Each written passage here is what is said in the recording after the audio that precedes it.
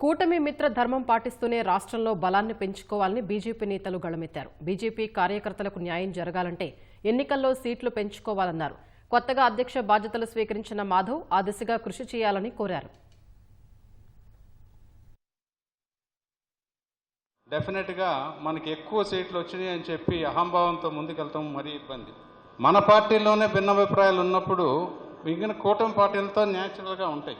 డెఫినెట్గా భారతీయ జనతా పార్టీకి చాలా పొటెన్షియల్ ఉంది. ఈరోజు 29 ఎలక్షన్స్ వచ్చేటప్పటికి డీలిమిటేషన్ జరిగి సుమారుగా 33% మహిళలకు రిజర్వేషన్ వెళ్తే సుమారుగా 33% సీట్లు కూడా పెరగబోతున్నాయి. కాబట్టి ప్రతి చోట మిత్రధర్మం పాటిస్తూ భారతీయ జనతా పార్టీని అంచెలంచెలుగా పైకి తీసుకొస్తారని చెప్పి మన అధిష్టానం నమ్మకం. ప్రతి ఒక్కరూ ఆశ మీద ఉన్నారు.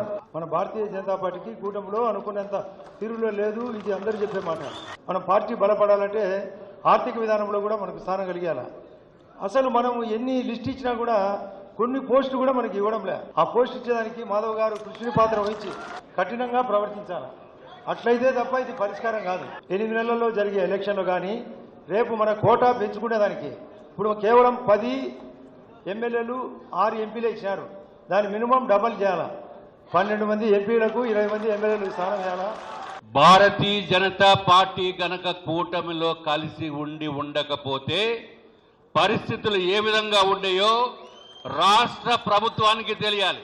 మాట్లాడితే అంటున్నారు 80% వాళ్ళది, 15% ఇంకో పార్టీది, మీకున్నది 5%.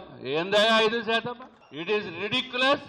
తప్పనిసరిగా ఈ 5% మల్టీఫోల్డ్ కింద తీసుకుని వెళ్లవలసిన బాధ్యత మాధవ్ గారి పైన ఉంది. సంవత్సరం కాలంలో corporation elections, local bodies elections వస్తున్నాయి. దాంట్లో కూడా మీకేదో ఇంతే ఉంది, మీకు 5% ఇస్తామంటే కుదరదు. ఆఖరికి సీట్ల దగ్గరికి వచ్చేటప్పటికి ఎగనామం పెట్టడం అనేది కరెక్ట్ కాదు.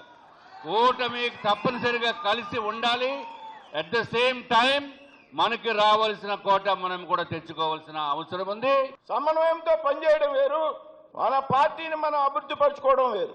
నేనేమంటానంటే 5%, 10% కాదు, రాష్ట్రంలో మనమే 5%, 10%, 25% వేరే పార్టీలకు ఇచ్చేటువంటి స్థాయికి ఎదగాలి అనేటువంటి విషయాన్ని మాధవ్ గారి నాయకత్వంలో ప్రస్తావిస్తూ, మనకు కూడా ఆంధ్ర రాష్ట్రంలో ఎప్పటికైనా ఈ పార్టీ ఏ రాష్ట్రాన్ని అధికారంలోకి రాకుండా విడిచిపెట్టేటువంటి ప్రసక్తి భారతీయ జనతా పార్టీ హిస్టరీలో లేదు, డిక్షనరీలో లేదు. టైం పడుతుందంటే